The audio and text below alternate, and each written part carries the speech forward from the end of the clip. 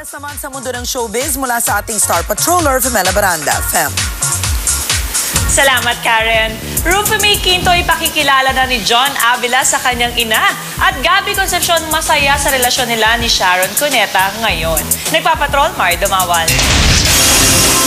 Mistulang reunion ang pagkatagpo ni Gabby Concepcion at Mayor Alfredo Lim sa Manila City Hall 15 taon matapos ng 1994 Manila Film Fest Cup. Ito'y para sa panunumpa ng bagong pamunuan ng Philippine Movie Press Club kasama si Vice Mayor Isko Moreno, saradong chapter na sa Showbiz Dance Cup. At ngayon nakatuon si Gabby sa kanyang pamilya sa magandang relasyon nila ng ex-wife niya si Sharon. Siya ay walang iba kundi ang megastar at ex-wife niyang si Sharon Cuneta. Makichika kay Nelson Canlas. Sumuporta si Gabby Concepcion sa oath-taking ng Philippine Movie Press Club sa opisina ni Manila Vice Mayor Isko Moreno kaninang umaga.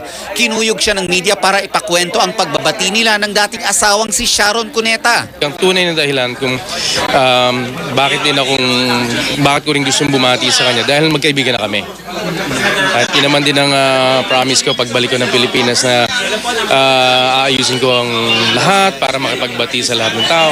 And ito na ang nangyari nga doon. So at least naging successful naman.